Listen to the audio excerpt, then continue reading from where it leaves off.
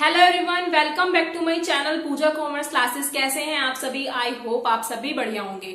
तो आज हम स्टार्ट करने वाले हैं अपना बिजनेस स्टडीज में पार्ट 2 का last chapter consumer protection. Part first का हमने पूरा कंप्लीट कर लिया है। प्लेलिस्ट में आपको वीडियोस मिल जाएंगे, आई बटन पे भी आपको लिंक मिल जाएगा। तो स्टार्ट करते हैं आज का अपना टॉपिक कंज्यूमर प्रोटेक्शन। तो कंज्यूमर प्रोटेक्शन में सबसे पहले आपको पता होना चाहिए कि कंज्यूमर क्या होता है। कंज्यूमर वो पर्सन होता है जो गुड्स एंड सर्विसेज को बाय करता है और उसके बदले कुछ ना कुछ पेमेंट करता है। जैसे मान लीजिए आप हैं, आपको ये मार्कर चाहिए तो आप शॉप पे जाएंगे और शॉप पे जाके शॉपकीपर को मनी देंगे, उसके बदले पेन लेंगे। तो आप कुछ ना कुछ पेमेंट करते हैं, उसके बदले आप गुड्स एंड सर्विसेज को लेते हैं। तो आप क्या कहलाते हैं? कंज्यूमर कहलाते हैं। तो आई होप आपको समझ आ गया होगा। नॉर्मली मान लीजिए आपको पिज्जा खाना है तो आप पिज्जा खाएंगे, तो कैसे खाएंगे? ऐसी मन करा तो खाएंगे नहीं। अब आपको पिज्जा खाना है तो आप क्या करेंगे? आप मार्केट में जाएंगे या जोमेटो से ऑर्डर करेंगे, उसके बदले आप पेमेंट करेंगे। तो आप क्या कहलाएंगे? कस्टमर कहलाएंगे। तो वही क्या होता है? हमारा कंज्यूमर होता है। जो किसी गुड्स एंड सर्विसेज के बदले पेमेंट करता है वही क्या कहलाता है? हमारा कंज्यूमर कहलाता है। तो आई होप अब सबको समझ आ गया होगा। अब बच्चे कहेंगे मैम आप तो पिज्जा खाने का मन करा दिया आपने। तो कोई नहीं, पहले वीडियो पूरा वॉच कर लो, बाद में खा लेना। तो अब आगे समझते हैं कंज्यूमर प्रोटेक्शन क्या होता है। कंज्यूमर हमें समझ आ गया, कंज्यूमर क्या होता है। अब बच्चों कंज्यूमर प्रोटेक्शन क्या होता है? कंज्यूमर प्रोटेक्शन का मतलब होता है कि हमारा जो कंज्यूमर है उसे बहुत ज्यादा एक्सप्लॉइट किया जा रहा है। वो कैसे? एक्सप्लॉइट का मतलब ये है कि जो कंज्यूमर है उसके साथ बहुत ज्यादा धोखा किया जाता है। मतलब दिखाते क्या है उसको कंज्यूमर को, और रियलिटी कुछ अलग होती है। जैसे मान लीजिए आपने पढ़ा होगा कभी मैथ वगैरह में कि शॉपकीपर, दुकानदार जो होता है वो दलाल टाइप होता है। वो क्या करता है? मान लीजिए आपको 1 kg कुछ दे रहा है, आपने मांगा मुझे 1 kg राइस चाहिए। 1 kg की जगह वो आपको 800 ग्राम देता है और आपको बोल देता है कि उसने 1 kg दिया है। अब आपकी तरफ से तो पेमेंट पूरा होता है, बट रियल में वो आपको पूरा नहीं देता है। तो यही क्या है? कंज्यूमर के साथ एक्सप्लॉयटेशन होता रहता है। ये तो नॉर्मली क्वांटिटी में हो गया। एक होता है क्वालिटी में कि हम पेमेंट तो करते हैं अच्छी क्वालिटी का और हमें बेकार क्वालिटी का प्रोडक्ट दे दिया जाता है। तो इस तरह से जो कंज्यूमर है उसको बचाने के लिए हमने क्या लाए? कंज्यूमर प्रोटेक्शन एक्ट को लेके आए। जिससे क्या होगा, अगर कंज्यूमर की कोई भी प्रॉब्लम होगी तो उसके केस को फाइल कर सकता है, वो एक्शन ले सकता है, उसको राइट दिए जाएंगे, उसके पास रिस्पॉन्सिबिलिटी होगी जिससे वो अपने अधिकारों का फायदा उठा सकता है। अब उसको कोई बेवकूफ नहीं बनाएगा, उसके पास अधिकार हैं। तो कंज्यूमर प्रोटेक्शन हमारा कंज्यूमर के इंटरेस्ट को प्रोटेक्ट करने के लिए लाया गया था। क्यों लाया गया था? जिससे हम कंज्यूमर के इंटरेस्ट को प्रोटेक्ट कर सके, एक कंज्यूमर को प्रोटेक्ट कर सके, उसको बचा सके, उसका शोषण होने से हम एक कंज्यूमर को बचा सके। तो आई होप बच्चों आपको इतना समझ आया होगा। अब देखते हैं डेफिनेशन से क्लियर कर लेते हैं। सबसे पहले हमने पढ़ा था कंज्यूमर क्या होता है। Who buy goods and services for some value. जो गुड्स एंड सर्विसेज को बाय करता है किसी वैल्यू से। मान लो आपको मार्कर चाहिए, आपने 30 रुपए दिए और मार्कर परचेज कर लिया, तो आप क्या हैं? आप एक कंज्यूमर हैं। नेक्स्ट आता है consumer protection. Consumer protection means protecting the interest of consumer. तो नॉर्मली कंज्यूमर प्रोटेक्शन इसलिए ही लाया गया था जिससे हम कंज्यूमर के इंटरेस्ट को प्रोटेक्ट कर सकें, उसका शोषण होने से उसको बचा सकें। तो अब आगे पढ़ेंगे हम कंज्यूमर प्रोटेक्शन में इम्पोर्टेंस क्या होती है। तो आपकी जो इम्पोर्टेंस है कंज्यूमर प्रोटेक्शन की वो 2 तरह से है, एक बिजनेसमैन के पॉइंट ऑफ व्यू से है, एक कंज्यूमर के पॉइंट ऑफ व्यू से है। तो दोनों को ही हम डिटेल में समझेंगे। आइए देखते हैं। अब बच्चों समझते हैं कि बिजनेसमैन के पॉइंट ऑफ व्यू से हमारा कंज्यूमर प्रोटेक्शन का इम्पोर्टेंस क्या होता है। तो अभी आपको बताया था एक बिजनेसमैन के पॉइंट ऑफ व्यू से होती है और एक कंज्यूमर के पॉइंट ऑफ व्यू से होता है। तो सबसे पहले हम समझते हैं कि एक बिजनेसमैन के पॉइंट ऑफ व्यू से हमारा कंज्यूमर प्रोटेक्शन का इम्पोर्टेंस क्या होगा। तो बच्चों नॉर्मली हम यहाँ पे देखेंगे कि जो हमारा कंज्यूमर प्रोटेक्शन है उसका फायदा अगर एक शॉपकीपर होता है उसे क्या क्या होता है, अगर वो उसको फॉलो करता है तो सबसे पहला देखें long term interest of business. अब बच्चों देखो, मानो कि कंज्यूमर है, कंज्यूमर आप सभी जानते हैं जो हमारी मार्केट है वो इसलिए ही चलती है कि उसमें कंज्यूमर होता है। अगर कंज्यूमर नहीं होगा तो सेलर कुछ भी नहीं कर पाएगा, सेलर कुछ कर ही नहीं सकता। तो तभी कहा जाता है कि कंज्यूमर जो होता है वो हमारी मार्केट का किंग होता है, राजा होता है। अगर कंज्यूमर नहीं है तो मार्केट भी नहीं होगी। तो इसलिए ही अगर हमें लॉन्ग टर्म इंटरेस्ट कमाना है, मान लीजिए अगर एक बिजनेसमैन को ग्रो करना है लॉन्ग टाइम पीरियड तक, तो उसे अच्छी क्वालिटी कंज्यूमर को देनी होगी। तो नॉर्मल बच्चों आप भी मार्केट जाते हैं, होता है ना कि हमें किसी कंपनी का प्रोडक्ट ज्यादा पसंद आता है कि हाँ हमें इसी ब्रांड को यूज करना है, क्योंकि हमारा जो वांट है वो सेटिस्फाई हो रहा है उस ब्रांड से। जैसी क्वालिटी हम चाहते हैं हमें वही क्वालिटी मिलती है उससे।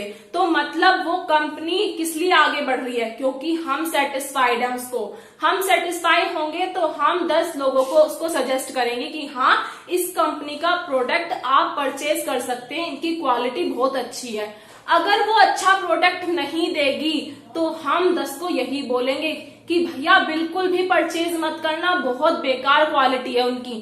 तो अगर तुम कंज्यूमर को सेटिस्फाई कर देते हो तो कंज्यूमर ही है जो तुम्हें यहां से यहां तक ले जा सकता है, और कंज्यूमर ही है जो तुम्हें ऊपर से नीचे भी ले जा सकता है। तो कंज्यूमर को अगर हम प्रोटेक्ट करते हैं, मान लीजिए कंज्यूमर का ध्यान रखते हैं, क्वालिटी अच्छी देते हैं, रीजनेबल प्राइस पे देते हैं, तभी हम अपना इंटरेस्ट अर्न कर पाएंगे, अदरवाइज हम अर्न नहीं कर पाएंगे। मान लीजिए आपने 1-2 बार सोचा कि चलो कंज्यूमर को ठग लेते हैं, कम प्राइस की चीज नहीं मतलब ज्यादा प्राइस में दे देते हैं।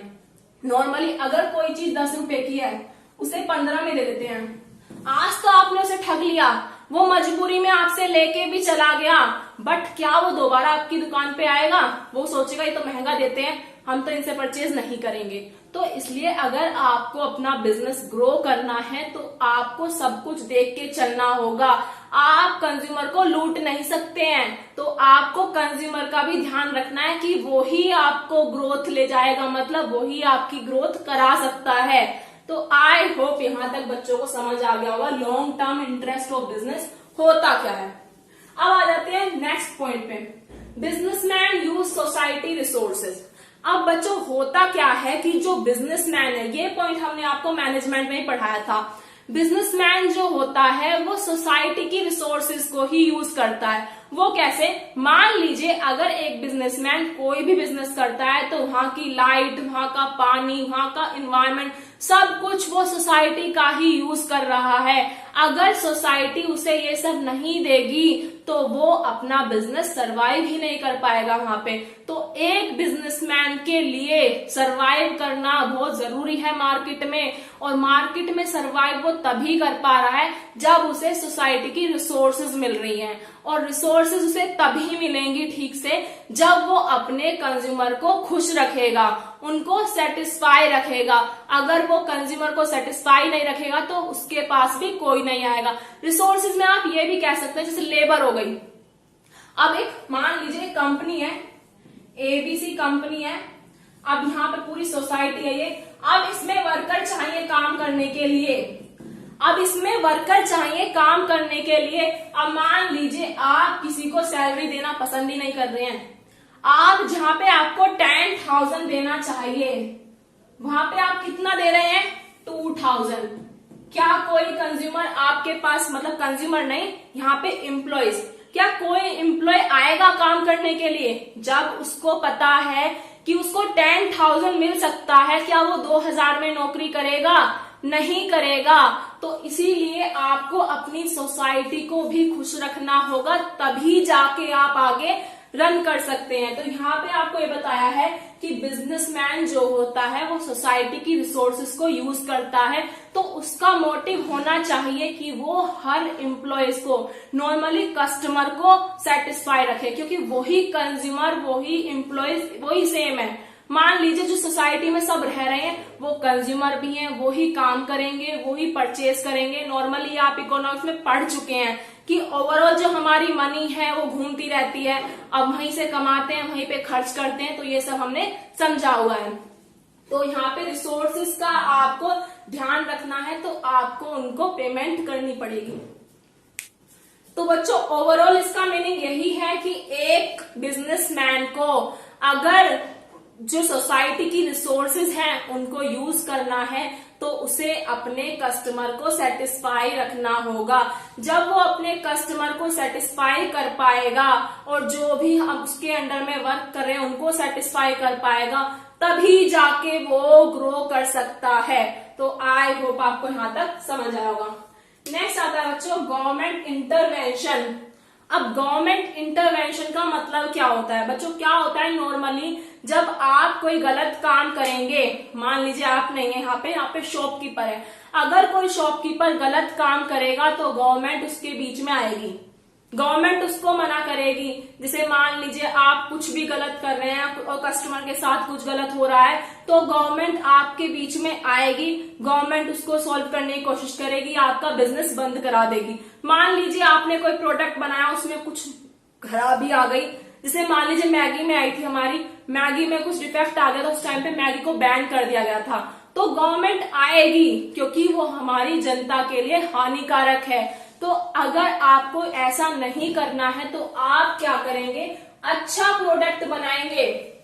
जो भी प्रोडक्ट आप बना रहे हैं उसको अच्छे से चेक करेंगे, सब कुछ ध्यान में रखते हुए, कस्टमर को ध्यान में रखते हुए आपको सब कुछ करना पड़ेगा, तभी आपको गवर्नमेंट का कोई भी इंटरवेंशन नहीं मिलेगा।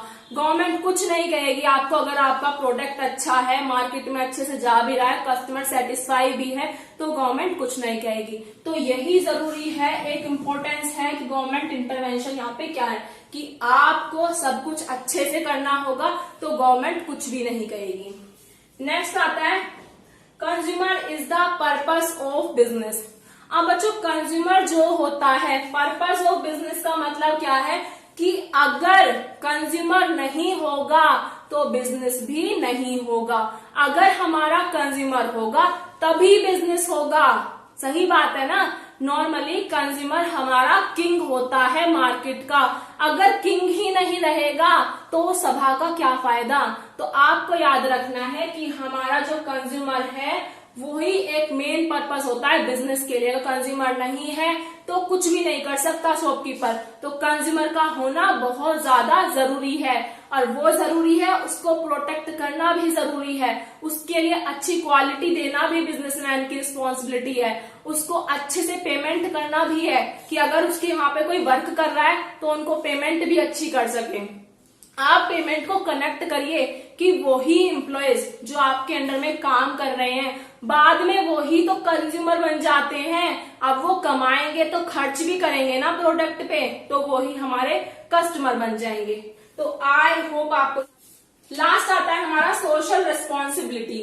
सोशल रेस्पॉन्सिबिलिटी क्या होती है? जो एक बिजनेसमैन है उसकी रेस्पॉन्सिबिलिटी होती है कि वो अपने कस्टमर को, जो उसका कस्टमर है, उसे जो भी प्रोडक्ट दे रहा है वो उसके लिए हार्मफुल ना हो। जैसे मान लीजिए जो कोई मेडिसिन है उसकी जो डेट है वो एक्सपायर हो चुकी है, फिर भी वो अपने कंज्यूमर को उसे दे रहा है, ऐसा नहीं होना चाहिए। और नॉर्मली जो भी प्रोडक्ट अपने कंज्यूमर को दे रहा है वो रीजनेबल प्राइस पे देना चाहिए, ये नहीं कि ज्यादा प्राइस पे। हाँ जी बच्चों, अब पढ़ते हैं कि एक कंज्यूमर के पॉइंट ऑफ व्यू से हमारी इंपॉर्टेंस क्या होती है कंज्यूमर प्रोटेक्शन की।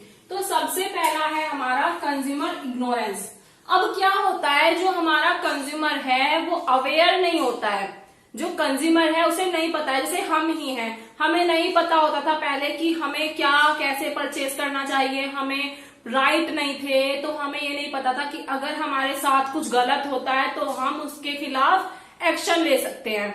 तो कंज्यूमर को अवेयर कराना, उसको सारी सच्चाई बताना, मतलब एक तरह से इंफॉर्मेशन देना प्रोडक्ट से रिलेटेड, कंज्यूमर प्रोटेक्शन में होता है। उसको राइट देना, उसको रिस्पॉन्सिबिलिटी देना कि अगर उसके साथ कुछ गलत होता है तो वो उसके खिलाफ अपना जो भी है मतलब एक्शन ले सकता है, उसके लिए रिपोर्ट फाइल कर सकता है। तो यहाँ पे होता है इग्नोरेंस कंज्यूमर के लिए। यहाँ पे एक कंज्यूमर को प्रोटेक्ट करने की बात बताई जाती है कि कंज्यूमर इग्नोरेंस रहता है वो चीजों को। मान लीजिए आज उसके साथ कुछ गलत हुआ, मान लीजिए उसे किसी दुकानदार ने 10,000 की जगह 15,000 का सामान दे दिया और उसको पता है कि वो महंगा दे रहा है या कुछ कमी दे रहा है, तो वो सोचेगा चलो छोड़ो, जाने दो, वो ये सोच के उसे टाल देगा, बट उसको यहाँ पे अधिकार मिला है, उसे एक राइट मिला है यहाँ पे कि आप उसके खिलाफ कंप्लेन कर सकते हैं। उसको प्रोटेक्ट करने के लिए एक राइट बनाए हैं, रिस्पॉन्सिबिलिटी बनाई है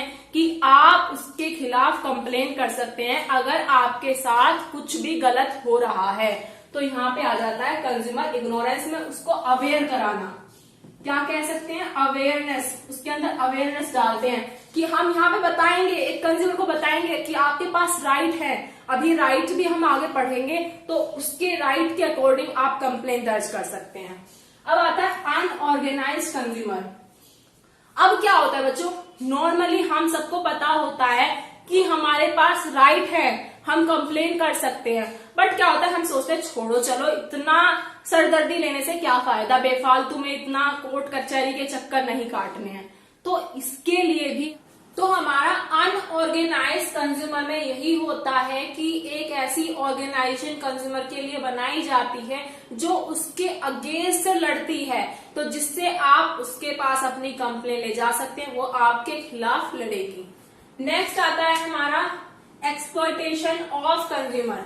अब क्या होता है, जो हमारा कंज्यूमर है उसका बहुत ज्यादा शोषण होता है, तो कंज्यूमर को शोषण से बचाना भी किसका काम होता है, कंज्यूमर प्रोटेक्शन का, जिससे हमारा कंज्यूमर का शोषण ना हो, एक्सप्लॉयटेशन ना हो, इसलिए उसके सेफ गार्ड दिए जाते हैं, उसे इतने सारे राइट्स दिए जाते हैं जिससे कि वो अपने राइट्स को, मतलब अगर उसे राइट मिला है उसका यूज कर सके और शोषण होने से बच सके। और कंज्यूमर को ये राइट मिला है कि आप इंफॉर्मेशन देख के पूरा, अभी हम राइट्स आपको पूरा पढ़ाएंगे तो आपको ये समझ आ जाएगा पूरा इजीली। तो राइट्स से आपको समझ आ जाएगा कि राइट्स उसे क्या क्या मिले हैं, तो राइट्स हैं तो उसके पास वो ये सब कर सकता है। तो आइए सबसे पहले राइट्स ही पढ़ लेते हैं। राइट, हाँ जी बच्चों, तो देखते हैं अपने राइट्स क्या होते हैं कंज्यूमर के। तो देखिए जैसे हमारा पहला राइट है राइट टू सेफ्टी।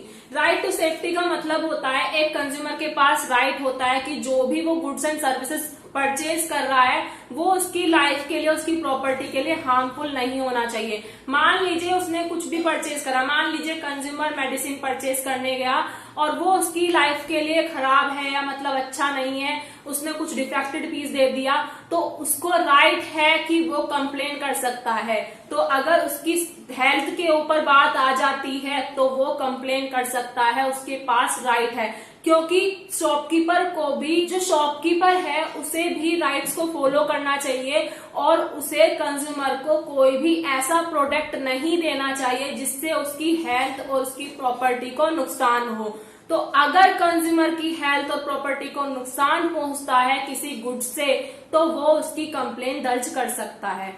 नेक्स्ट आता है हमारा राइट टू इंफॉर्मेशन। अब राइट टू इंफॉर्मेशन में क्या होता है, जो हमारा कंज्यूमर है उसे सारी इंफॉर्मेशन दी जानी चाहिए। जो भी वो प्रोडक्ट परचेज करता है उसका अधिकार है। ऐसा नहीं है कि आप कोई भी प्रोडक्ट दे देते हैं उसकी कोई इन्फॉर्मेशन नहीं मिले उसे।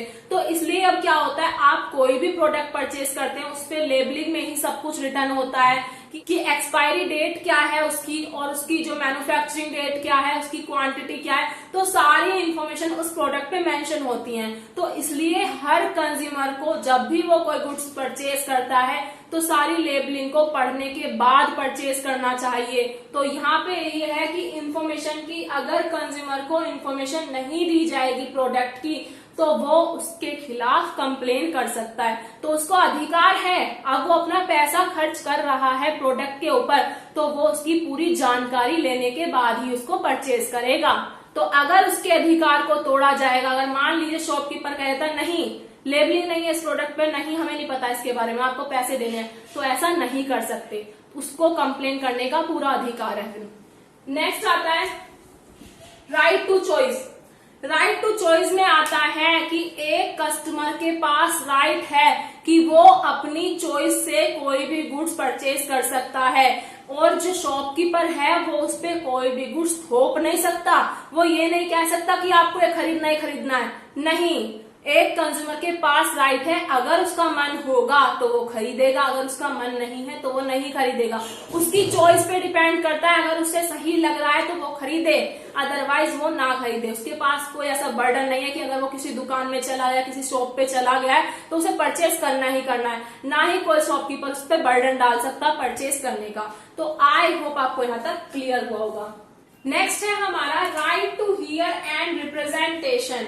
Right to hear and representation का मतलब है कि जो कंज्यूमर है वो अपनी कंप्लेन फाइल कर सकता है और उसकी सुनी भी जाएगी। तो बच्चों आपके पास केस स्टडी आती है इससे रिलेटेड, तो आपको समझना होगा कि कौन से राइट में क्या बात बोली गई है। तो आप समझ गए होंगे नॉर्मली राइट टू हियर में क्या होगा, कंज्यूमर अपनी कंप्लेन फाइल कर सकता है और उसकी सुनी भी जाएगी। नेक्स्ट आता है हमारा राइट टू सीक रिड्रेसल। अब क्या होता है, इस दोनों पॉइंट में बच्चे कंफ्यूज हो जाते हैं।